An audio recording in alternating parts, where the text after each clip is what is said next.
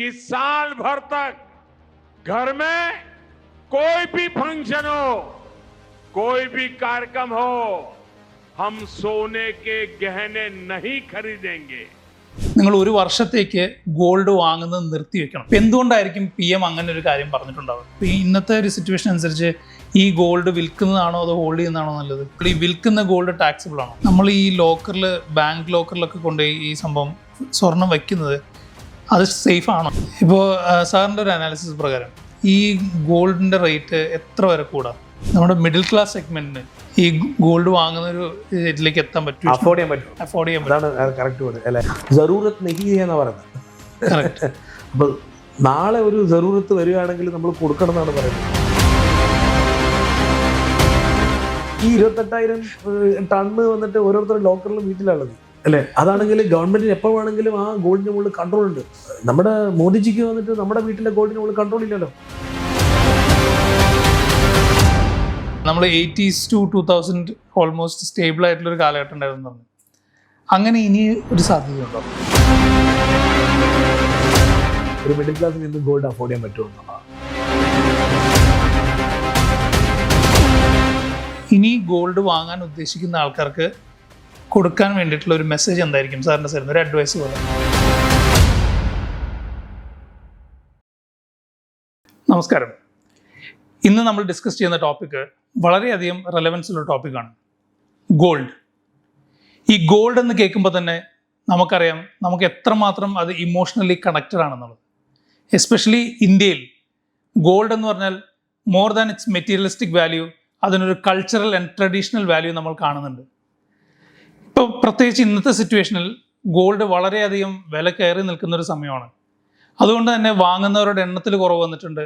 ആൾക്കാർ ഒരുപാട് കൺഫ്യൂസ്ഡ് ആണ്. ഈ ഗോൾഡിൻ്റെ വില ഇങ്ങനെ കൂടുന്നതിനനുസരിച്ച് ആൾക്കാർ പാനിക്ഡ് ആയിക്കൊണ്ടിരിക്കുന്ന ഒരു സമൂഹത്തെ നമ്മളിന്ന് കാണുന്നുണ്ട്.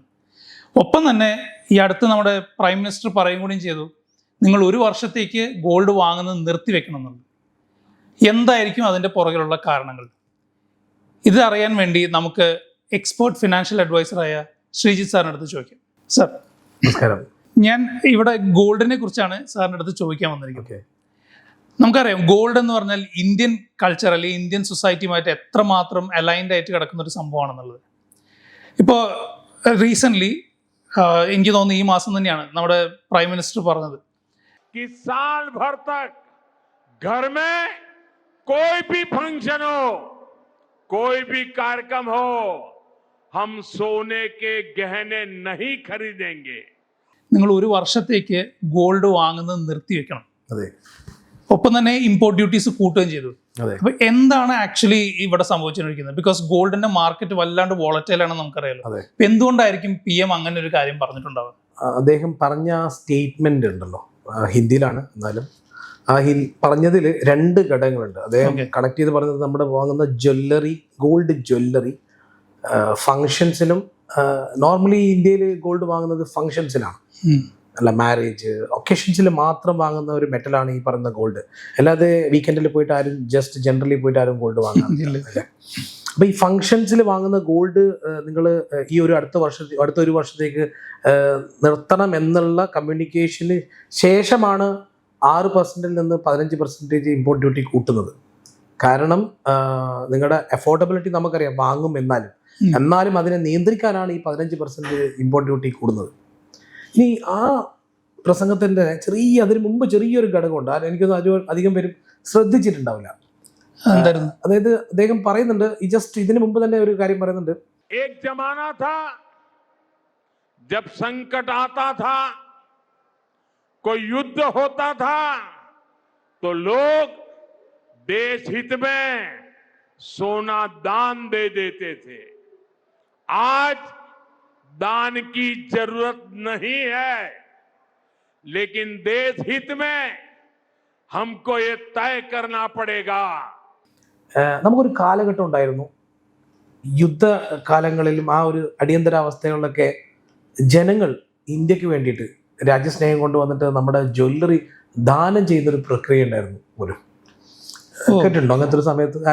ആരെങ്കിലും അങ്ങനെ ദാനം ചെയ്യോ കയ്യിലുള്ള ഗോൾഡ്? റിയലി അങ്ങനത്തെ ഒരു സമയം ഇന്ത്യക്ക് ഉണ്ടായിരുന്നു എന്ന് അദ്ദേഹം പറയുന്നു. ശരിക്കും അങ്ങനെ ഒരു സമയം ഉണ്ടായിരുന്നു. ഓക്കെ, 1962 ഇന്ത്യ ചൈന വാർ ഉണ്ടായിരുന്നു. Yes yes. ഇന്ത്യ ചൈന അന്നത്തെ പ്രൈം മിനിസ്റ്റർ ജവഹർലാൽ നെഹ്റു അദ്ദേഹം ഓപ്പണായിട്ട് പബ്ലിക്കിനോട് പറഞ്ഞിരുന്നു നമ്മുടെ ഈ സിറ്റുവേഷൻ വളരെ മോശമാണ്, കാരണം V lose the war. Yes yes. India China war V lose the war. അല്ല, അന്ന് ഓപ്പണായിട്ട് ജനങ്ങളോട് വന്ന് പറയുന്നത് വന്നിട്ട് നിങ്ങൾ നിങ്ങളുടെ കയ്യിലുള്ള ജ്വല്ലറി ദാനം ചെയ്യുന്നു, ഫണ്ട് ഷോർട്ട് ഓഫ് ഫണ്ട്. അല്ലേ, അന്ന് ശരിക്കും ആൾക്കാർ ഇത് ചെയ്യുമായിരുന്നു.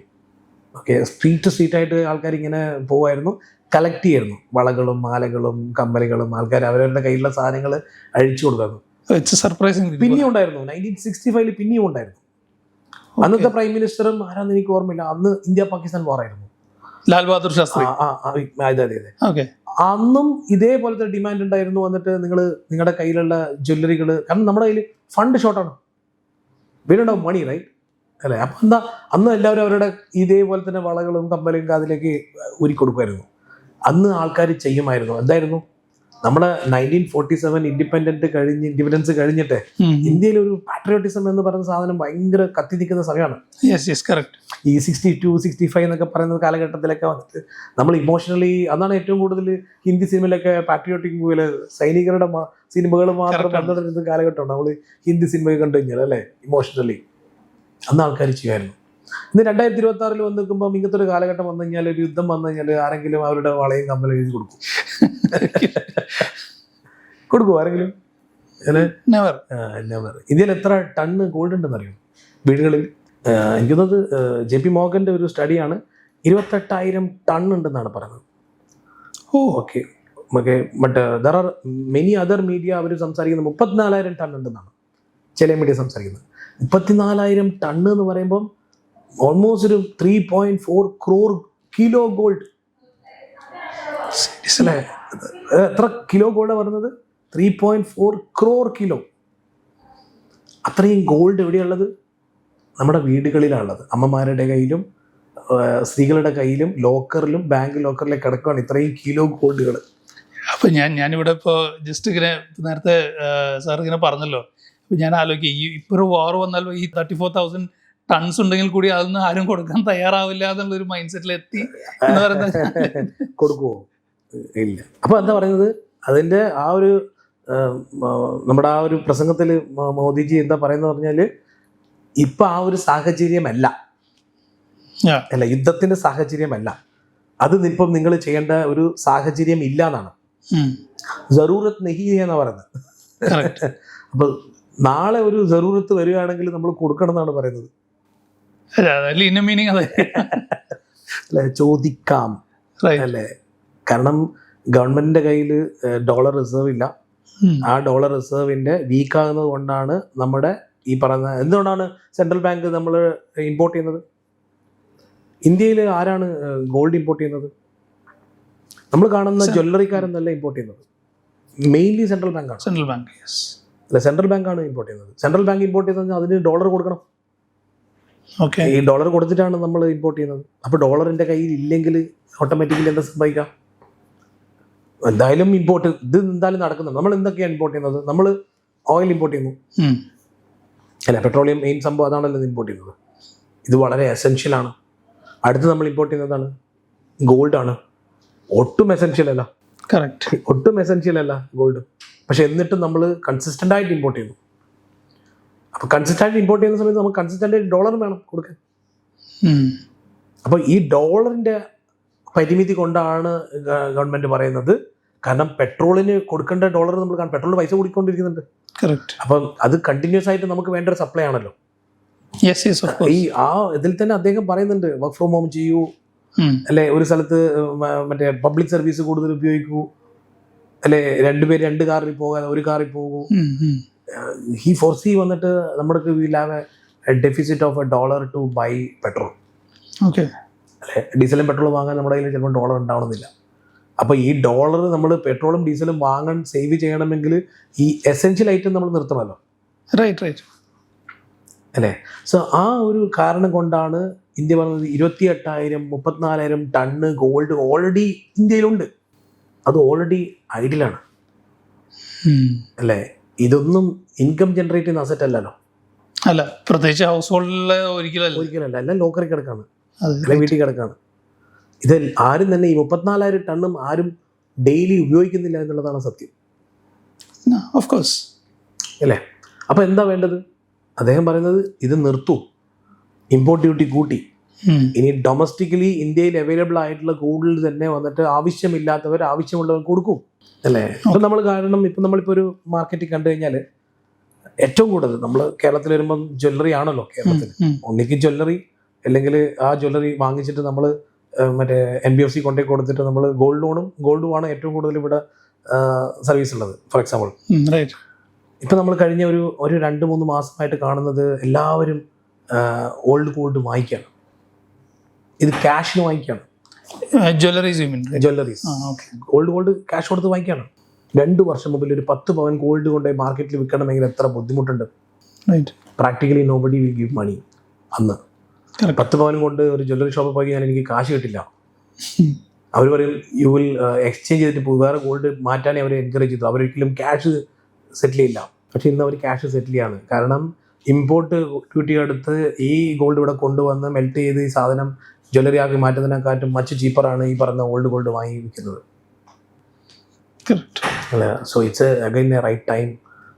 ഈ പറയുന്ന പോലെ എക്സ്ചേഞ്ച് ചെയ്യുന്നതും വാങ്ങാനും ഒക്കെ ഉള്ള ഒരു നല്ലൊരു സമയമാണ്. സോ അപ്പോൾ ഈ ആക്ച്വലി ഗോൾഡിന് ഒരു ഡെഡ് അസറ്റ് എന്ന് പറയുന്നത് എന്തുകൊണ്ടാണ്?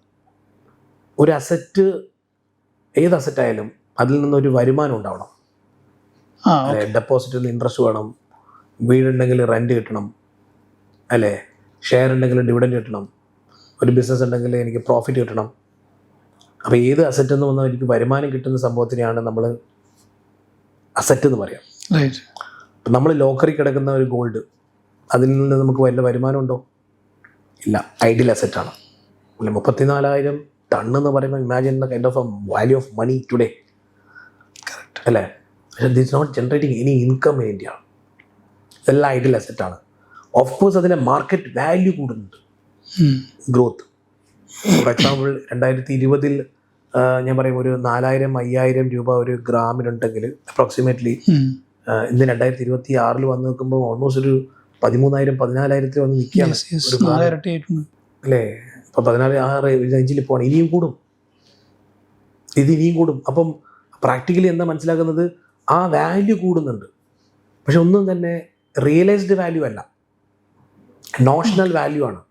എനിക്ക് ഇത്രയും വർത്ത് ഓഫ് ഗോൾഡ് എൻ്റെ കയ്യിലുണ്ട് എന്നത് നോഷണൽ ഫീലിംഗ് വാല്യൂ ആണ്. It is not encashed money. മറ്റേതൊക്കെ എൻകാഷ് ചെയ്യുന്ന മണിയാണ്, rent, interest. It's basically the money is coming in the circulation. It is a metal, it's literally a metal, അല്ലേ?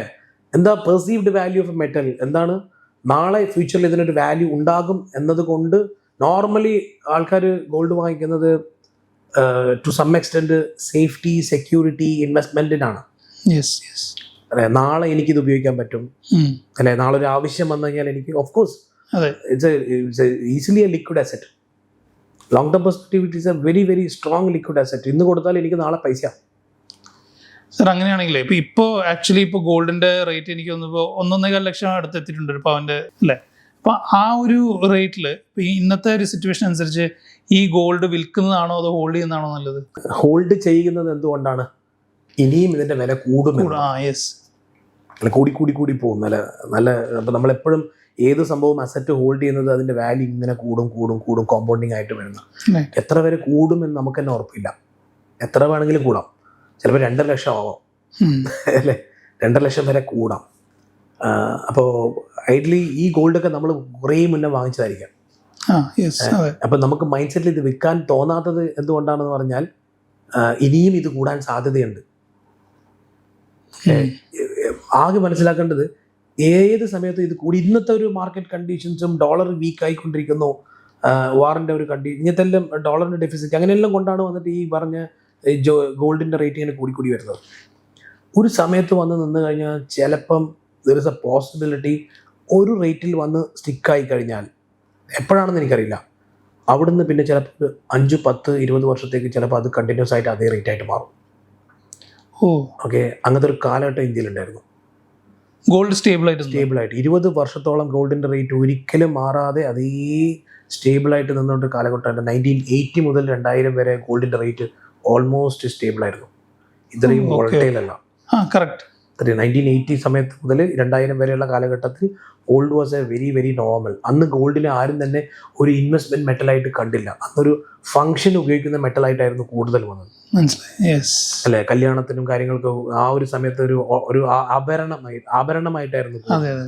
It is not an investment mode. Gold was not an investment mode. ഇന്ന് ഇത്രയും volatile market ആൾക്കാർ കൂടിക്കൊണ്ടിരിക്കുന്ന സമയത്താണ് കുറേ ഇൻവെസ്റ്റേഴ്സിൽ വരുന്നു. അല്ലെ, കൂടുതൽ demand വരുന്നതിനനുസരിച്ചിട്ടാണ് അതിന്റെ പ്രൈസ് കൂടുന്നത്. അല്ലെ, വാങ്ങാൻ അപ്പുറത്ത് ഡിമാൻഡ് വരുമ്പോഴാണ് ഒന്നിന് പ്രൈസ് കൂടിക്കൊണ്ടിരിക്കുന്നത്.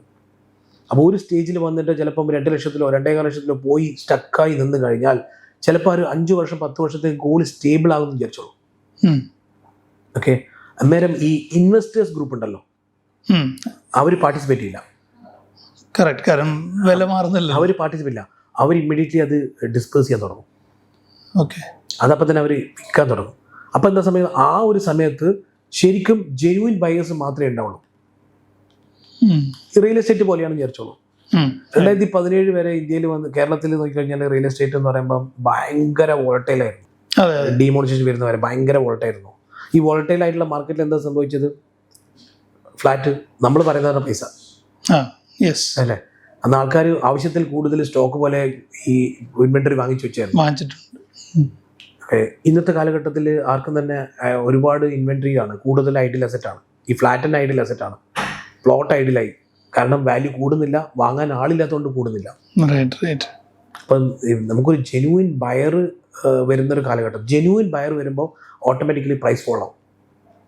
ഏത് മാർക്കറ്റിലും ഒരു ജെന്യുവിൻ ഡിമാൻഡ് ബയർ വരുന്ന സമയത്ത് ഓട്ടോമാറ്റിക്കലി മാർക്കറ്റ് ഫോൾ ആവും. അപ്പം ഇപ്പോൾ വരുന്ന ബയേഴ്സ് പല ആൾക്കാരും ജെന്യുവിൻ ബയേഴ്സ് അല്ല, ഇൻവെസ്റ്റ്മെൻറ്റ് ബയേഴ്സ് ആണ് കൂടുതലും. ഓക്കെ, അപ്പം ഒന്ന് ഇത് വാങ്ങണോ അല്ല വിൽക്കണോ അല്ലെ ഹോൾഡ് ചെയ്യണോ എന്ന് പറയുന്നത് പ്രാക്ടിക്കലി ഞാൻ പറയുന്നത് ഇത് ഭയങ്കര കൺഫ്യൂസ്ഡ് മൈൻഡാണ്. എന്തുകൊണ്ടാണ് വിൽക്കാത്തതെന്ന് പറഞ്ഞാൽ ഓഫ് കോഴ്സ് 2 മൈൻഡ് കാണാം. നമ്മൾ ഒരു 20 വർഷം പോലും വാങ്ങിച്ച ഗോൾഡാണ്, ഇത്ര മാത്രം അതിന് മാർക്കറ്റ് വാല്യൂ കൂടി. 1 മൈൻഡ് സെറ്റ് വന്നിട്ട് smart people let's encash money. Okay, ഇനി അറ്റ്ലീസ്റ്റ് വന്നിട്ട് ഇനി എൻകാഷ് ചെയ്തിട്ട് ഈ പൈസയിൽ നിന്ന് ഇനി income we can generate a regular return income ചെയ്യാം എന്നത് ഒരു mind set. There are another category people വന്നിട്ട് അവർ ചിന്തിക്കുന്നവരെ ഇനിയും ഇത് കൂടും, ഇനിയും കൂടും. ഓക്കെ, ഒരാൾക്കും പറയാൻ പറ്റത്തില്ല ഏതുവരെ കൂടും എന്നുള്ളത്. അപ്പോൾ അതുവരെ ഇങ്ങനെ ഹോൾഡ് ചെയ്ത് നിൽക്കും. അപ്പം അങ്ങനെ സിറ്റുവേഷൻസിൽ എന്താ പ്രാക്ടിക്കൽ എന്താ പോസിബിലിറ്റി? ഒരു സ്റ്റേജ് കഴിഞ്ഞാൽ പിന്നെയും അത് കൂടില്ല എന്ന് മനസ്സിലാക്കി കഴിഞ്ഞാൽ പിന്നെ വിൽക്കാൻ ഭയങ്കര ബുദ്ധിമുട്ടായിരിക്കും. അന്ന് വാങ്ങാൻ ഞാൻ പറയാം, 2 കൊല്ലം മുമ്പ് വന്നിട്ട് ഒരു 10 പവനും കൊണ്ടൊരു ജ്വല്ലറി ഷോപ്പ് ആര് വാങ്ങിക്കും? ഇന്ന് എല്ലാവരും വാങ്ങിക്കുന്നുണ്ട്. ഇന്ന് എന്തുകൊണ്ടാണ് വാങ്ങിക്കുന്നത് പറഞ്ഞാൽ വന്നിട്ട് ഇമ്പോർട്ടിൻ്റെ റെസ്ട്രിക്ഷൻ വന്നു, ഡ്യൂട്ടി കൂടി. മറ്റേ എനിക്ക് വിൽക്കുന്നതിനനുസരിച്ച് എനിക്ക് സ്റ്റോക്ക് ഫില്ല് ചെയ്യണം. എന്താണെന്ന് പറഞ്ഞാൽ ഒരു ജ്വല്ലറി ഷോപ്പിൽ വന്നിട്ട് ഒരു 100 കിലോ ഉള്ള ജ്വല്ലറി ഷോപ്പാണെങ്കിൽ അതിൻ്റെ അകത്ത് വന്നിട്ട് ഞാൻ ആ ഒരു 20 കിലോ വിറ്റു വിചാരിച്ചോളൂ. എനിക്ക് ഷോപ്പ് എംറ്റി ആക്കി വെക്കാൻ പറ്റില്ലല്ലോ, എനിക്കത് റീഫിൽ ചെയ്യണം. തീർച്ചയായിട്ടും അല്ലേ, എനിക്ക് ഒരു ജ്വല്ലറി ഷോപ്പ് എനിക്ക് എംറ്റി ആക്കാൻ പറ്റില്ല. അപ്പോൾ റീഫിൽ ചെയ്യണം. റീഫിൽ ചെയ്യാൻ ഗോൾഡ് എവിടെ? അല്ലേ, അന്നേരമാണ്. അതുകൊണ്ടാണ് ഇന്ന് മാർക്കറ്റിൽ എല്ലാവരും പറയുന്നത്, ഓപ്പൺ ആയിട്ട് പറയുന്നത്, okay we will buy your gold and cash തരാമെന്ന്. ഇത്രയും കാലം നമ്മൾ കേരളത്തിൽ ജ്വല്ലറി ബിസിനസ് ആരെങ്കിലും എപ്പോഴും ഓപ്പൺ ആയിട്ട് പറഞ്ഞോ ക്യാഷിന് ഗോൾഡ് വാങ്ങിക്കാമെന്ന്? തീർച്ചയായിട്ടും. ഇപ്പോൾ എല്ലാവരും പരസ്യം ചെയ്യുന്നത് വന്നിട്ട് ഗോൾഡ് വാങ്ങിക്കുന്നതാണ്. മേ ബി 4% 2% ചിലപ്പോൾ ഡിപ്പെൻസ്. അതും നല്ല സ്മാർട്ടായി നെഗോഷിയേഷൻ സ്കില്ല് വേണം. അല്ലേ, നല്ല നെഗോഷിയേഷൻ സ്കില്ലുള്ള ആൾക്ക് മാത്രമേ ഇത് ഗോൾഡ് എൻകാഷ് ചെയ്യാനും പറ്റത്തുള്ളൂ മര്യാദയ്ക്ക്. അപ്പോൾ ശരിക്കും പറഞ്ഞാൽ അപ്പോൾ ഈ ഇപ്പോൾ ഗോൾഡ് ഈ വിൽക്കുന്ന ഗോൾഡ് ടാക്സിബിൾ ആണോ? നമ്മൾ ഈ ഗോൾഡ് എന്ന് പറയുന്നത് ഓർണമെന്റ്സ്, ജ്വല്ലറി അല്ലേ, ഇത് നമ്മൾ ഉപയോഗിക്കുന്നത് പേഴ്സണലി ആവശ്യത്തിനാണ്. പക്ഷെ അൺഫോർച്ചുനേറ്റ്ലി ഈ ഒരു പേഴ്സണലി ഉപയോഗിക്കുന്ന സാധനത്തിന് ഇൻകം ടാക്സിൽ കാണുന്നത് ക്യാപിറ്റൽ അസറ്റ് ആയിട്ടാണ്. ഇൻകം ടാക്സിൽ 2 കാറ്റഗറി അസറ്റ് ഉണ്ട്, ഒന്ന് പേഴ്സണൽ അസറ്റും ഒന്ന് ക്യാപിറ്റൽ അസറ്റും. നിങ്ങളുടെ വാച്ച് മേ ബി 10 ലക്ഷത്തിൻ്റെ വാച്ചായിരിക്കും, ഓക്കെ, മേ ബി റോളക്സിൻ്റെ വാച്ചായിരിക്കാം. നാളെ വിറ്റ് കഴിഞ്ഞാൽ അതിനെക്കാട്ടും വാല്യൂ ഉണ്ടാവും. പക്ഷേ your watch is not a capital asset, പക്ഷേ your jewellery is a capital asset. Capital asset എന്ന് പറഞ്ഞാൽ 12.5% ടാക്സ് ഉണ്ട് ക്യാപിറ്റൽ ഗെയിൻ്റെ മുകളിൽ. അപ്പോൾ ക്യാപിറ്റൽ ഗെയിൻ്റെ മുകളിൽ ഞാനൊരു സിമ്പിൾ എക്സാമ്പിൾ പറയാം, നിങ്ങൾ വേണമെങ്കിൽ റഫായിട്ട് നോക്കിക്കോളൂ. 2 പവൻ ഗോൾഡ് ഞാൻ വിൽക്കാൻ കൊണ്ടുവന്നു. 2 പവൻ ഗോൾഡ് എന്ന് പറയുമ്പോൾ ഇന്ന് വിൽക്കുന്ന സമയത്ത് എന്താ വില കിട്ടും? 14,000 rupees അല്ലെങ്കിൽ what ever it is. Okay, അപ്പോൾ ഈ ഗോൾഡ് വിൽക്കുന്ന സമയത്ത് എന്താ സംഭവിക്കുക? മെൽറ്റിംഗ് ചാർജ് ഞാൻ റെഡ്യൂസ് ചെയ്യണം. നിങ്ങൾ റഫായിട്ട് കളിക്കും, മെൽറ്റിംഗ് ചാർജ് മെൽറ്റിംഗ് ചാർജ് എത്ര ഉണ്ടാവും? ഒരു depends upon the negotiation skill. Again ഒരു 3 to 4% മെൽറ്റിംഗ് ചാർജ് ഉണ്ടാവും. അതാണ് നമ്മുടെ നെറ്റ് സെയിൽ നമുക്ക് കിട്ടുന്ന പൈസ അല്ലേ. ഇനി നമ്മൾ നോക്കേണ്ടത് ഈ ഗോൾഡ് നമ്മൾ എപ്പോൾ വാങ്ങിച്ചു? 2020 വാങ്ങാം, 2015 വാങ്ങാം. എന്തായിരുന്നു അന്ന് കോസ്റ്റ് വിത്ത് മേക്കിംഗ് ചാർജ്? അതാണ് നമ്മുടെ ഈ പറയുന്ന കോസ്റ്റ്. ഈ നെറ്റ് സെയിൽ വാല്യൂ എന്ന് പറഞ്ഞാൽ ഈ കോസ്റ്റ് കുറച്ചാൽ കിട്ടുന്നതാണ് ക്യാപിറ്റൽ ഗെയിൻ. അതിൻ്റെ മുകളിൽ 12.5% ടാക്സ് ഉണ്ട്. ഇനി 12.5% ടാക്സ് ഉണ്ട്. ഇതേ ഗോൾഡ് വിറ്റിട്ട് ഞാൻ ക്യാഷ് വാങ്ങാതെ ഞാനൊരു പുതിയ ഗോൾഡ് വാങ്ങിക്കാം. 2 പവൻ തന്നെ പുതിയ ഓർണമെന്റ്സ് വാങ്ങിക്കാം. പുതിയ ഓർണമെന്റ്സ് വാങ്ങിക്കുന്ന സമയത്ത് എന്താ സംഭവിക്കുക?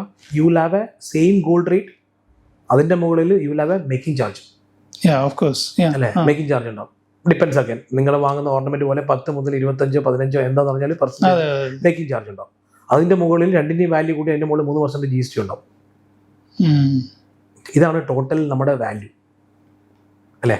അപ്പം ഈ അഡീഷണലി നമ്മൾ കൊടുക്കേണ്ട പൈസ ഉണ്ടാവില്ല. 2 പവൻ വാങ്ങുമ്പോൾ റഫായിട്ട് ഒരു 50 മുതൽ 60,000 രൂപ വരും. ഈ 2 പവൻ എക്സ്ചേഞ്ച് ചെയ്തിട്ട് പുതിയ ഗോൾഡ് വാങ്ങാൻ പോകുമ്പോൾ ഞാൻ 50,000 60,000 രൂപയുടെ ഡിഫറൻസ് ഉണ്ടാവും. എക്സ്ട്രാ ഞാൻ കൊടുക്കുന്നു. ഓക്കെ. എൻ്റെ തന്നെ അതുകൊണ്ടാണ് കാലാകാലങ്ങളായിട്ട് ഈ ഓൾഡ് ഗോൾഡ് വാങ്ങുന്ന സമയത്ത് അവർ എക്സ്ചേഞ്ച് പ്രൊമോട്ട് ചെയ്യുന്നു. അവർക്ക് സംബന്ധിച്ച് വന്നാലേ ബിസിനസ് ഉണ്ടാവുള്ളൂ അല്ല. പുതിയ ഗോൾഡ് വിറ്റാലാണല്ലോ അവർക്ക് ബിസിനസ് ഉണ്ടാക്കുന്നത്. Okay. See that is a jewellery business. Correct. Okay. പക്ഷെങ്കിൽ still is a liquid asset. ഇപ്പം ഈ കൺസ്യൂമർ വാങ്ങുന്ന സമയത്ത് ആൾക്കും, അതായത് ഈ കസ്റ്റമർ എന്നുള്ള രീതിയിൽ ഇപ്പം ഞാൻ ഗോൾഡ് വിൽക്കുമ്പോൾ ഞാനത് എൻ്റെ ടാക്സ് ഇപ്പോൾ ഈ പറഞ്ഞ 12.5% ടാക്സ് ഉണ്ടെന്ന് പറഞ്ഞു. പക്ഷെ അൺഫോർച്ചുനേറ്റ്ലി ഇപ്പോഴും അത് ട്രാക്ക് ചെയ്യാനുള്ള മെക്കാനിസം ഇന്ത്യയിലില്ല. ഗവൺമെന്റ് ട്രാക്ക് ചെയ്യില്ല. ഇപ്പോൾ എവിടെ ട്രാക്ക് ചെയ്യും? നമ്മളായിട്ട് പറഞ്ഞാലല്ലേ ടാക്സ് ട്രാക്ക് ചെയ്യുക. ഇതെവിടെയാണ് ട്രാക്ക് ചെയ്യുന്നത്? ഞാൻ 50,000 റുപ്പീസിന്റെ മുകളിൽ ഒരു സെയിലിന്റെ മുകളിൽ ഞാൻ പാൻ നമ്പർ വാങ്ങിക്കുന്നുണ്ട്. പക്ഷെ ആ പാൻ നമ്പർ വെച്ചിട്ട് എൻ്റെ ASലോ എൻ്റെ ഇൻഫർമേഷൻ റിപ്പോർട്ടിൽ എവിടെയും തന്നെ വരുന്നില്ല. കാരണം എന്തുകൊണ്ടാണ്? ഇതിന് TDS ഇല്ല. ഒരു പ്രോപ്പർട്ടി വിൽക്കുന്ന സമയത്ത് TDS ഉണ്ട്, പക്ഷെ ഒരു ഗോൾഡ് വിൽക്കുന്ന സമയത്ത് TDS ഇല്ല. അപ്പം എസ്പെഷ്യലി ഇന്നത്തെ ഒരു മാർക്കറ്റ് ട്രെൻഡിൽ വന്നിട്ട് ഇമ്പോർട്ട് ഡ്യൂട്ടി കാരണം availability in the gold, imported gold with central bank കുറയുമ്പം ഞാൻ ഈ പറഞ്ഞ 28,000 34,000 ടണ്ണിലാണ് മാർക്കറ്റ് ഇനി ഫോക്കസ് ചെയ്യുകയാണെങ്കിൽ ഈ പറഞ്ഞ ടണ്ണിൽ ഇമാജിൻ ഒരു 10% ടണ്ണ് തന്നെ മാർക്കറ്റിലേക്ക് വരികയും വിചാരിച്ചോളൂ സെയിലിലേക്ക്. Imagine the kind of value. 4,000 ton എന്ന് പറഞ്ഞാൽ imagine the kind of kilo multiply with market value. What is the sale is going to happen in India അല്ലേ. അപ്പം എന്താ ചെയ്യുക? ഗവൺമെന്റ് ഈ ട്രാൻസാക്ഷൻ മോണിറ്റർ ചെയ്യാൻ വേണ്ടിയിട്ട് ഇറ്റ്സ് എ പോസിബിലിറ്റി ഈവൻ 1% അല്ലെങ്കിൽ 0.5% TDSന്റെ റേറ്റ് കൊണ്ടുവരാൻ പറ്റും. ഓക്കെ. പിടിച്ചാൽ പോരെ അല്ലെ. സ്മോൾ എമൗണ്ട് നേരത്തെ പറഞ്ഞാൽ GST 3% പിടിക്കുന്ന പോലെ തന്നെ 3% GST വരുന്നുണ്ടല്ലോ. 3% GST എനിക്ക് ട്രാക്ക് ചെയ്യാൻ പറ്റുന്നില്ല, കാരണം B2C ആണ്. മിഥുനാണ് വാങ്ങിച്ചതെന്നല്ല ട്രാക്ക് ചെയ്യാൻ പറ്റില്ലല്ലോ. B2Cയിൽ. പക്ഷെ അതേ സമയത്ത് പാൻ നമ്പർ വെച്ചാൽ മാത്രമല്ലേ ട്രാക്ക് ചെയ്യാൻ പറ്റത്തുള്ളൂ. അപ്പോഴും ട്രാക്ക് ചെയ്യാൻ പറ്റത്തില്ല. TDS ഒന്നല്ലേ ട്രാക്ക് ചെയ്യാൻ പറ്റത്തുള്ളൂ. അപ്പം ഐ സ്ട്രോങ്ലി എക്സ്പെക്ട് വന്നിട്ട് government very soon will bring A TDS small percentage, even A 0.5% track. TDS track ചെയ്യാനാണ് കേട്ടോ. Even A 0.5%, 0.1%, what ever it is, A small percentage TDS വന്നിട്ട് ഈ സെയിലിന്റെ മുകളിൽ കൊണ്ടുവരാൻ സാധ്യതയുണ്ട്. അപ്പോൾ അത് ശരിക്കും പറഞ്ഞു കഴിഞ്ഞാൽ അത് വളരെ നല്ലൊരു പോളിസി ആണോ ഗവൺമെന്റിന്റെ അങ്ങനെ ചെയ്യുമ്പോൾ? ഇല്ലെങ്കിൽ എങ്ങനെയാണ് ഇത് ക്യാപിറ്റൽ ഗെയിൻ ടാക്സ് കളക്ട് ചെയ്യാൻ ഗവൺമെന്റ്? അല്ല, ഈ ഗോൾഡ് നമ്മൾ വാങ്ങുന്നത് നമ്മൾ ഇതിന് മുമ്പ് എപ്പോഴെങ്കിലും വാങ്ങിച്ചു വെച്ചിട്ടുള്ള ഗോൾഡ് ആയിരിക്കും. അത് നമ്മളൊരു റിക്വയർമെന്റ് വരുമ്പോൾ നമ്മളത് കൊടുക്കുന്നു. അതിന്റെ മുകളിൽ നമ്മൾ പിന്നെയും ടാക്സ് അടക്കേണ്ടി വരിക എന്ന് പറയുമ്പോൾ അത് നമ്മുടെ it's A market value. For example വന്നിട്ട് ക്യാപിറ്റൽ അസറ്റ് എന്ന് പറയുന്നത് എന്താണ്? ലാൻഡ്, ബിൽഡിങ് അല്ലേ, നിങ്ങളുടെ ഷെയർ, ഇതെല്ലാം എന്ന് പറഞ്ഞാൽ ക്യാപിറ്റൽ അസറ്റ് ആണ് അല്ലെ. അപ്രീഷിയേറ്റ് ആവുന്നു. ഇത്രയും അപ്രീഷിയേറ്റ് ആയി അല്ലേ. എന്തുകൊണ്ട് അപ്രീഷിയേറ്റ് ആയി? യു ഗോട്ട് ദ ഗെയിൻ അല്ലേ. അതൊരു ഇൻകം ആണ്. Every income you have to pay tax. No, ഇന്ത്യയിൽ every income you have to pay tax. Unfortunately ഇത് ട്രാക്ക് ചെയ്യാനുള്ള മെക്കാനിസം ഇപ്പോഴും ഇല്ല ഗോൾഡ് സെല് ചെയ്യുമ്പോൾ. ഞാൻ മറ്റൊരു കാര്യം, ഞാൻ ജസ്റ്റ് ന്യൂസ് എല്ലാം വായിച്ചപ്പോൾ എനിക്ക് കിട്ടിയൊരു ടേമാണ് ഗോൾഡ് മോണറ്റൈസേഷൻ പോളിസി. ഇപ്പം ഇങ്ങനെ ഒരു പോളിസി 2015 ഗവൺമെന്റ് ഇൻട്രൊഡ്യൂസ് ചെയ്തു. അത് കഴിഞ്ഞ് 2024 അത് അവർ ക്യാൻസൽ ചെയ്തു. ഇപ്പൊ 2026 അത് വീണ്ടും റീഇൻട്രൊഡ്യൂസ് ചെയ്യാൻ പോവാന്ന് പറയുന്നത്. What is this gold monetisation policy? ഈ പറയുന്ന ഇത് തന്നെയാണ്. നമ്മുടെ ഈ പറഞ്ഞ 28,000 ടണ്ണും 34,000 ടണ്ണും വീട്ടിലിരിക്കുന്നതാണ് പ്രശ്നം. കാരണം ഇത് the gold in your home is not generating any contribution to the government, no? Right. It's not contributing to GDP. അപ്പോൾ എന്താ ഗവൺമെൻറ് എന്താ പറഞ്ഞത്? നിങ്ങളുടെ ഗോൾഡ് 2015 ഗോൾഡ് മോണിറ്റൈസേഷൻ സ്കീമിൻ്റെ ഫീച്ചർ എന്താണെന്ന് പറഞ്ഞാൽ നിങ്ങളുടെ കയ്യിൽ സേ ഫോർ എക്സാമ്പിൾ ഒരു 10 പവൻ ഗോൾഡ് ഉണ്ട്. അവരെന്താ പറഞ്ഞത്? 10 pavan is not giving you any money. അല്ലേ? എനിക്ക് സെൻട്രൽ ബാങ്കിൽ നിന്ന് വന്നിട്ട് റിസർവ്സും ഇല്ല. കറക്റ്റ്, ഇമ്പോർട്ടിന് കൂടും. എന്നാൽ പിന്നെ അവർ പറയുന്നത് യു ഗിവ് ദാറ്റ് പവൻ ടു ദ ബാങ്ക്. ഓക്കെ, കൊടുത്തു കഴിഞ്ഞാൽ എന്താ ചെയ്യുക? ബാങ്ക് എന്ത് ചെയ്യും? അതിനെ മെൽറ്റ് ചെയ്യും. അല്ലേ? ബാങ്ക്, ഈ പറയുന്ന ബാങ്കുകൾ നിങ്ങളുടെ കയ്യിൽ നിന്ന് 10 പവൻ്റെ ആ ഗോൾഡ് വാങ്ങിച്ചിട്ട് മെൽറ്റ് ചെയ്തിട്ട് പിന്നീട് ഈ പറയുന്ന ജ്വല്ലറിക്കാർക്ക് വിൽക്കാം. ജ്വല്ലറിക്കാർക്ക് ബാങ്കിൽ നിന്ന് ഗോൾഡ് വാങ്ങിക്കാം. ഓക്കെ, അവർക്കത് ഗോൾഡ് വിൽക്കാൻ പറ്റും. നിങ്ങൾ തന്ന ആ ഗോൾഡിന് അതേപോലെ തന്നെ അവർ നിങ്ങൾക്കൊരു ചെറിയൊരു ഇൻട്രസ്റ്റ് 2.5% ഓരോ കാലഘട്ടത്തിനനുസരിച്ചിട്ടുണ്ടായിരുന്നു. 1.5, 2. Whatever small amount percentage, at least still getting you some kind of a interest, no? Right. And പിന്നീട് എപ്പോഴാണോ നിങ്ങൾക്ക് കാലഘട്ടം കഴിഞ്ഞാൽ നിങ്ങൾക്ക് തിരിച്ചവർ ഗോൾഡ് കോയിനായിട്ട് തരും, അല്ലെ ഗോൾഡ് വാല്യൂ ആയിട്ട് തരും. ഗോൾഡ് മാറുന്നില്ല, സെയിം വാല്യൂ വരുന്നുണ്ട്. ആ വാല്യൂ ആണ് നിങ്ങൾ ഇൻഡെക്സ് ചെയ്യുന്നത്. ആ ഗോൾഡ് അവർ മെൽറ്റ് ചെയ്തിട്ട് ജ്വല്ലറിക്കാർക്ക് കൊടുക്കുന്നു. ഓക്കെ, എൻ്റെ അറിവിൽ ആ ഒരു സ്കീം അത് ആക്ച്വലി ഫെയിലായിരുന്നു. ഫെയിലാവാനുള്ള റീസൺ എന്ന് പറഞ്ഞാൽ ആരും ഗോൾഡ് കൊടുത്തില്ല. കാരണം അവർക്ക് മനസ്സിലായില്ല. എല്ലാവരോടും ഈ ഒരു റിട്ടേൺ കിട്ടുമെന്ന് പറയുമ്പോഴും ജനങ്ങൾ ആരും ഗോൾഡ് വീട്ടിൽ കൊണ്ട് കൊടുക്കാത്തത് ഇതെല്ലാവരും ലേഡീസിൻ്റെ ഇമോഷണൽ പാർട്ടാണല്ലോ ഈ ഗോൾഡ്. ആരെങ്കിലും ഗോൾഡ് കൊണ്ടേ കൊടുക്കുമോ? എൻ്റെ നെക്ലേസ് കൊണ്ടിട്ട് നിങ്ങൾ മെൽറ്റ് ചെയ്യുന്ന ആരും കൊടുക്കുമോ? കാരണം ഓരോ ഓർണമെൻറ്റും ഓരോ ഓർമ്മകളാണ്, ഓരോ ഇമോഷനാണ്. ഞാനെങ്ങനെ ഗാർഡ് കൊണ്ട് എനിക്ക് കാണാൻ പറ്റുമോ മെൽറ്റ് ചെയ്യുന്നത്? It is not coming in the same view. Locker കിടക്കുമ്പോൾ അത് അവിടെ തന്നെ കിടക്കുകയാണ്. അപ്പം പ്രാക്ടിക്കലി ആ സ്കീം വർക്കൗട്ട് ആയില്ല. പക്ഷെ എന്താ 2026 ഈ സ്കീം ഇനിയും കൊണ്ടുവരുന്നു എന്ന് പറയുമ്പോൾ തന്നെ മെസ്സേജ് വളരെ ക്ലിയർ ആണ്. ഗവൺമെൻറ്റിന് ഇപ്പം 28,000 ടണ്ണ് എന്താണോ അവരവരുടെ വീട്ടിലിരിക്കുന്നത് അത് എങ്ങനെയെങ്കിലും അവിടെ നിന്ന് ഐഡിലാണെങ്കിൽ പുറത്ത് കൊണ്ടുവരാം. സിമ്പിളാണ്. നിങ്ങൾക്ക് ആവശ്യമില്ലാത്ത സാധനം നിങ്ങൾ ചുമ്മാ ലോക്കറിൽ വെച്ചിരിക്കുകയാണ്. ആവശ്യമുള്ളൊരു പൈസ കൊടുത്ത് ജ്വല്ലറി നിന്ന് വാങ്ങിക്കുകയാണ്. അല്ലേ? അങ്ങോട്ടും ഇങ്ങോട്ടും എക്സ്ചേഞ്ച് ചെയ്താൽ പോരെ. ഇപ്പം ഞാൻ ഈ ലോക്കറിൻ്റെ കാര്യം പറഞ്ഞുകൊണ്ട് എനിക്ക് പെട്ടെന്ന് വന്നൊരു ചോദ്യം.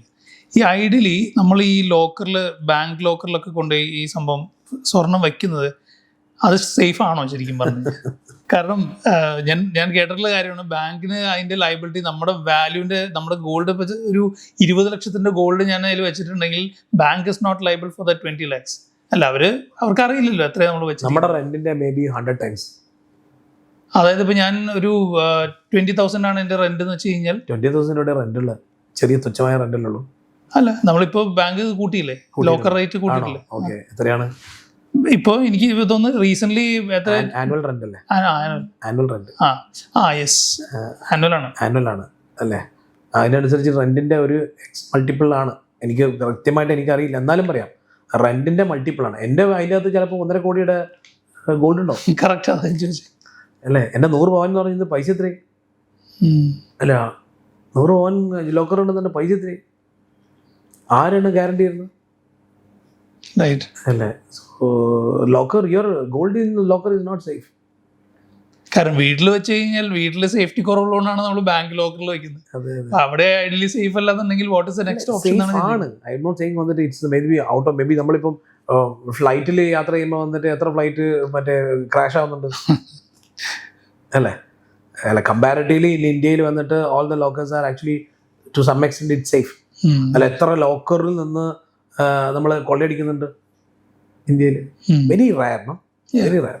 V don't have that kind of അങ്ങനത്തെ ഒരു സിറ്റുവേഷൻസ് വളരെ റയറാണ്. എന്നാലും സേഫാണ്. പക്ഷെ എന്നാലും in case something happen, but it is bank is not guarantee the ലോക്കറിൻ്റെ സംഭവം.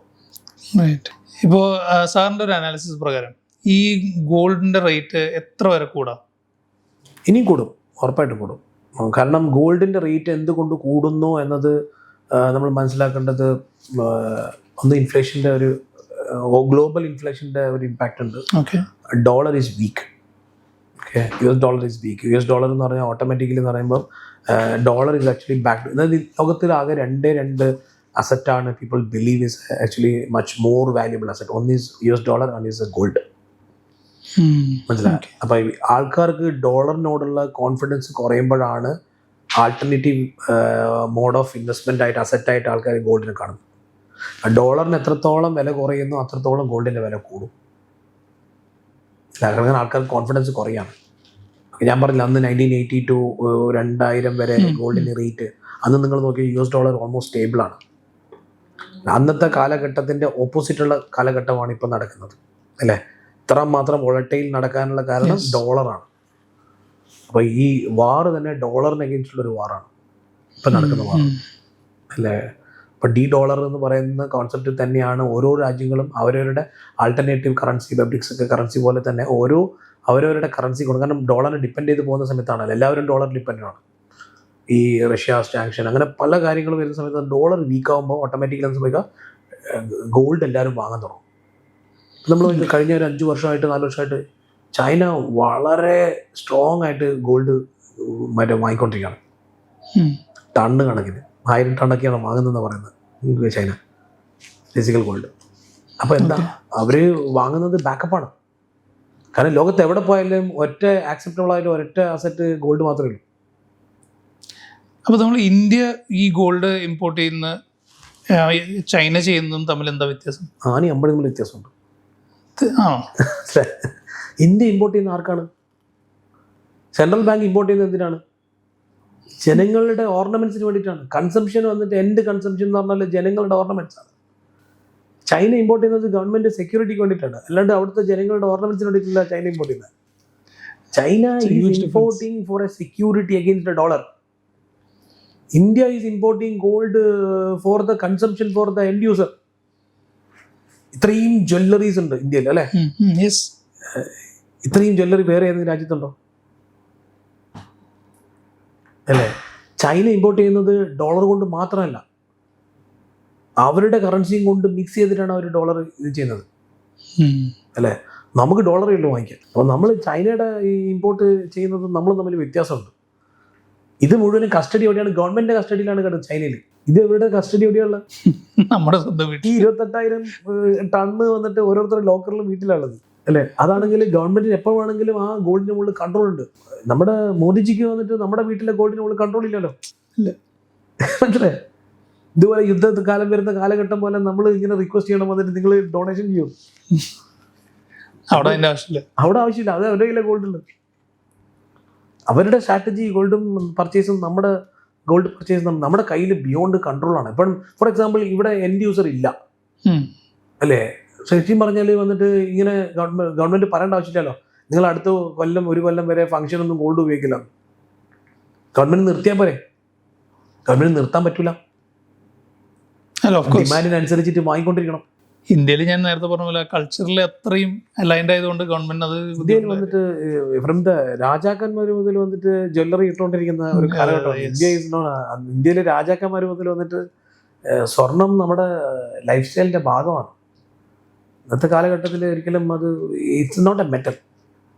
May be there is a future. ഇപ്പം നമ്മൾ പല ബിസിനസ് പറയുന്ന സമയത്ത് മേ ബി നമ്മുടെ കേരളത്തിൻ്റെ ഒരു കൾച്ചർ പറയാം, ഞാനത് ഇതായിട്ട് പറയാമല്ലോ.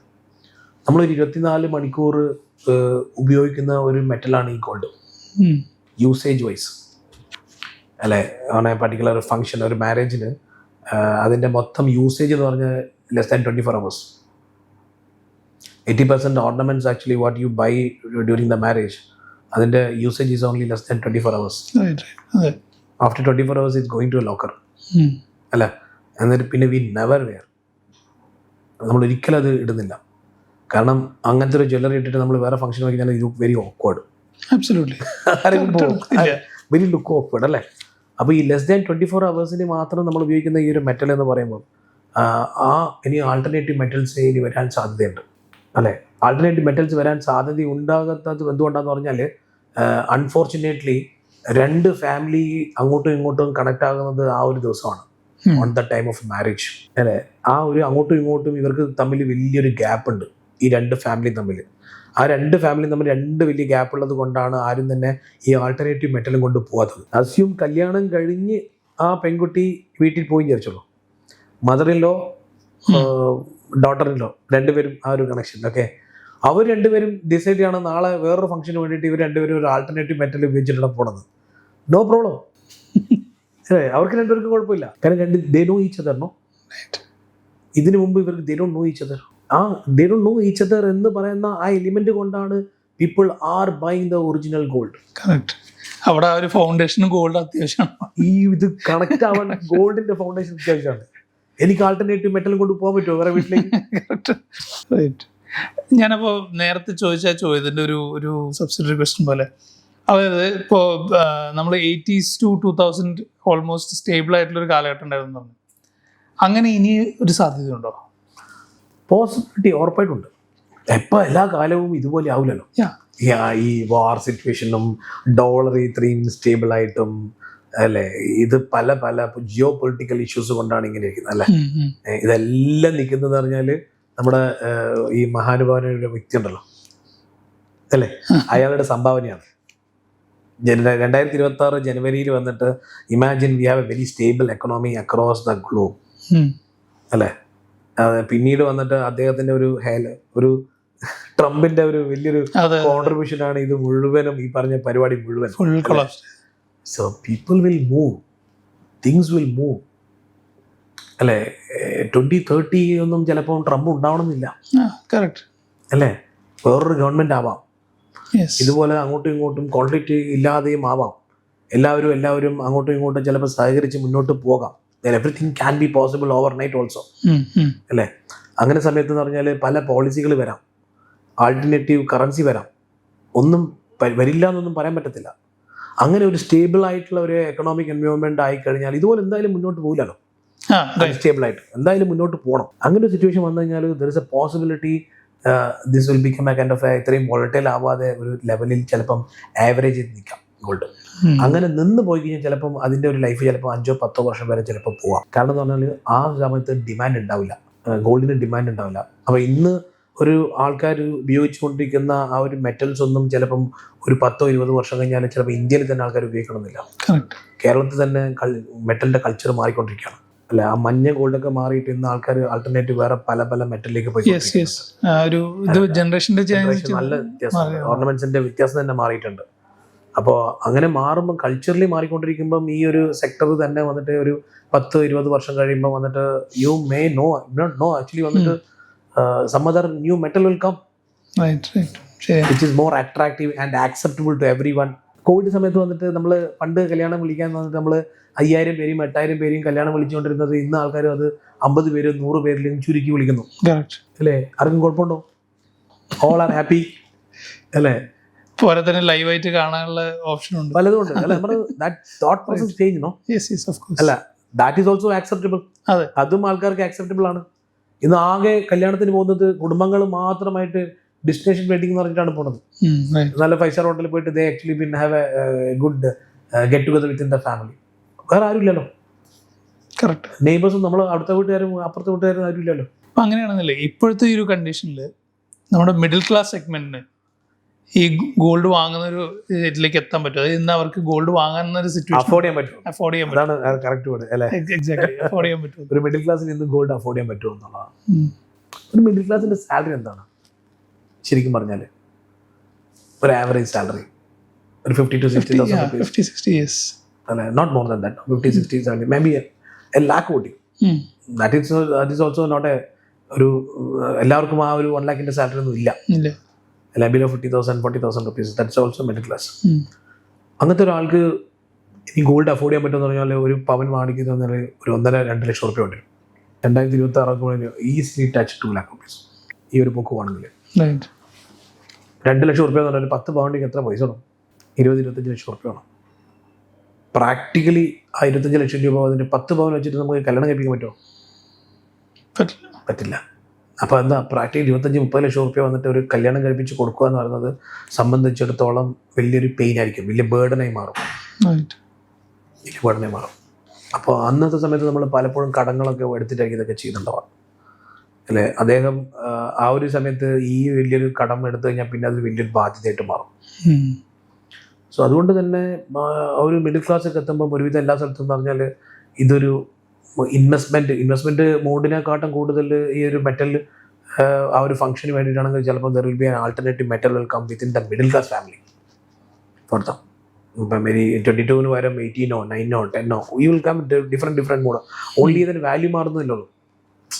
അങ്ങോട്ട് രണ്ടും അപ്പുറത്തിപ്പുറം രണ്ടുപേർക്കും മിഡിൽ ക്ലാസ് ആണല്ലോ അല്ലേ. അതിന് വേണ്ടിയിട്ടുള്ള ഒരു എഫേർട്ട് ചെയ്യണ്ടാം എന്നുള്ള ഞാൻ വിചാരിക്കുന്നത്. ഇനിയൊരു കാലഘട്ടം കഴിഞ്ഞാൽ വന്നിട്ട് വാങ്ങുന്നവരും വിൽക്കുന്നവരും കൃത്യമായിട്ട് പറയും വന്നിട്ട് നമുക്ക് അങ്ങനത്തെ ഒരു കാര്യത്തിന് വേണ്ടി നിങ്ങൾ ചിലവാക്കണ്ട, we know you know each other അല്ലേ. അങ്ങനെ ഒരു അങ്ങോട്ടും ഇങ്ങോട്ടും അണ്ടർസ്റ്റാൻഡിംഗ് ആയി കഴിഞ്ഞാൽ നമ്മൾ എന്തിനാണ് ഇല്ലാത്ത പൈസ കൊടുത്തിട്ട് ഈ പറഞ്ഞ സാധനം വാങ്ങിക്കേണ്ട ആവശ്യം. ഒരിക്കലും ഇതൊരു മിഡിൽ ക്ലാസ് അഫോർഡബിൾ ഇൻവെസ്റ്റ്മെന്റ് ആയിട്ട് ഒരിക്കലും മാറില്ല. ഗോൾഡ് വരില്ല. That will be as an investment mode എന്ന് പറയുമ്പോൾ അതിനെക്കാട്ടും അവർക്ക് ചിലപ്പം ബാങ്കിൽ ഡെപ്പോസിറ്റ് ഇട്ട് അതിൻ്റെ ഒരു ഇൻട്രസ്റ്റ്, കാരണം അതൊന്നും റിട്ടേൺ കിട്ടില്ല. ഞാൻ ഈ കടം വാങ്ങിച്ചിട്ടാണ് ഈ ഗോൾഡ് വാങ്ങിക്കുന്നുണ്ടെങ്കിൽ ഞാൻ കടം വാങ്ങേണ്ട പൈസയും കൊടുക്കാൻ പറ്റുള്ളൂ, ഈ ഗോൾഡ് ഐഡിയിലേക്ക് കിടക്കും ചെയ്യും. അതെ തീർച്ചയായും. റൈറ്റ്.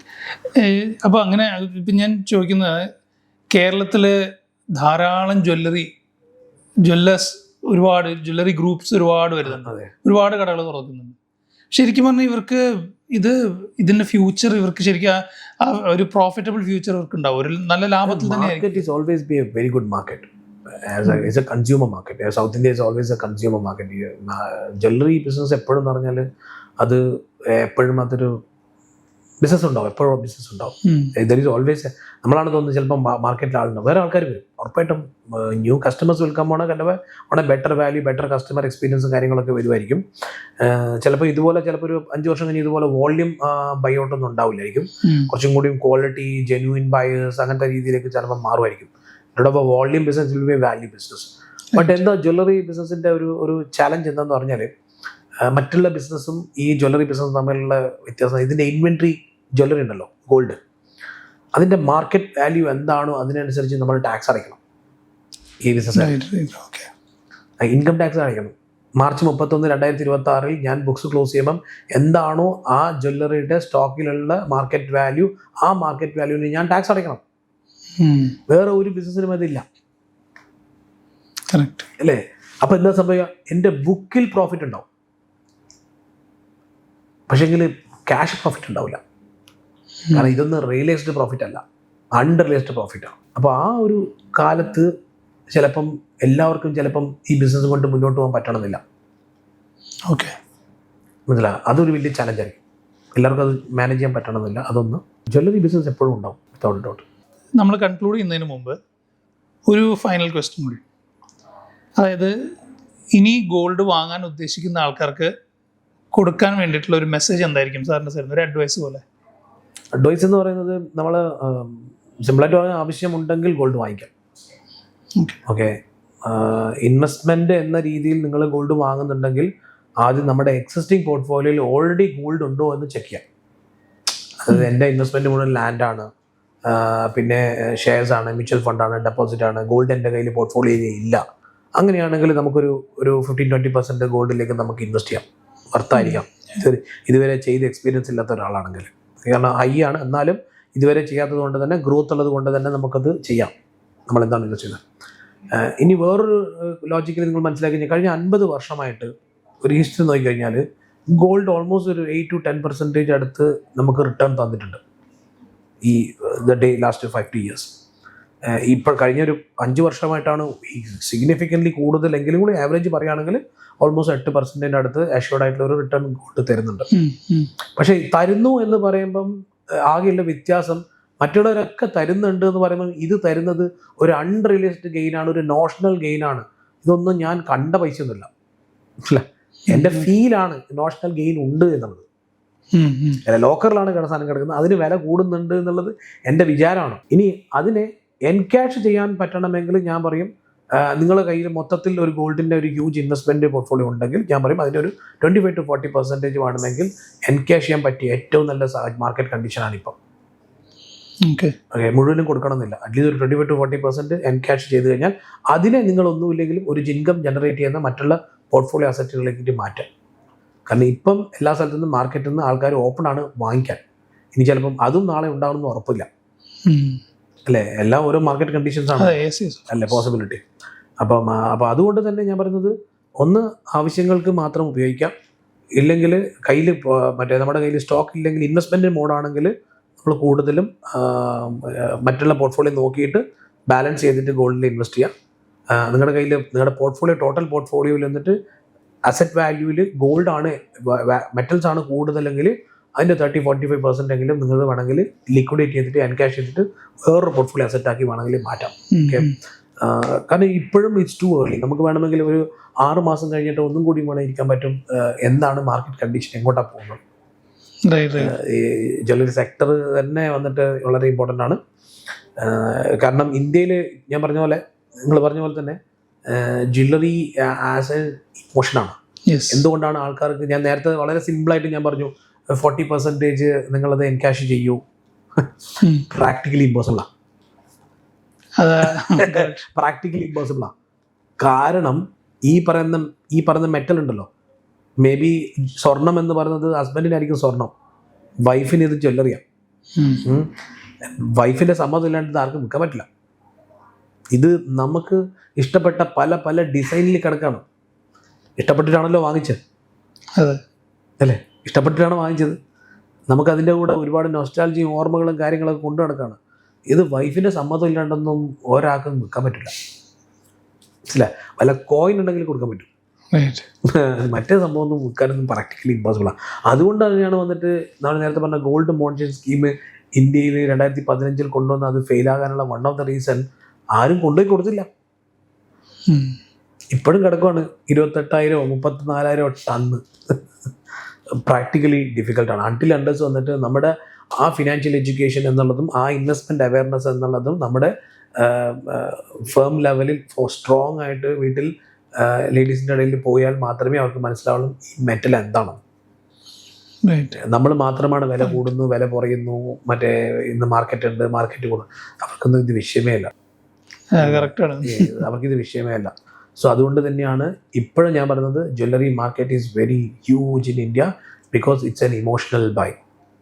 ബിക്കോസ് ആരാണ് decision maker? Ladies are the decision maker, അല്ലേ? ജെൻസ് ആർ ഓൺലി പ്രൊവൈഡേഴ്സ്, അവരല്ല ഇതിൻ്റെ decision maker. So market is huge. Thank you sir. സാറിൻ്റെ ഈ ഒരു ഇൻഫർമേഷൻ ശരിക്കും പറഞ്ഞു കഴിഞ്ഞാൽ ഒരുപാട് പേർക്ക് ഒരു ഐ ഓപ്പണർ ആയിരിക്കും. കാരണം എസ്പെഷ്യലി ഗോൾഡ് വാങ്ങാൻ ഉദ്ദേശിക്കുന്ന ആൾക്കാർക്കും അല്ലെങ്കിൽ വിൽക്കാൻ ഉദ്ദേശിക്കുന്നവർക്ക് എല്ലാവർക്കും വേണ്ടി നമ്മൾ ഒരു ചെറിയൊരു ഈ ഒരു സെഗ്മെൻറ്റ് നമുക്ക് അത് യൂസ്ഫുൾ ആകുമെന്ന് തന്നെ നമ്മൾ എക്സ്പെക്ട് ചെയ്യും. പ്രോബബ്ലി സാറ് പറഞ്ഞ പോലെ തന്നെ ഒരു 6 months ഡൗൺ ദ ലൈൻ അന്നത്തെ ഒരു സാഹചര്യം ചിലപ്പോൾ ഇപ്പോൾ നമ്മൾ ഡിസ്കസ് ചെയ്ത പോലെ വോളറ്റൈൽ ആയതുകൊണ്ട് തന്നെ പല രീതിയിലും മാറി മറിഞ്ഞിരിക്കാം. അന്ന് എങ്ങനെ നോക്കാമെന്നതനുസരിച്ച് നമുക്ക് അടുത്ത് നോക്കാം. Thank you.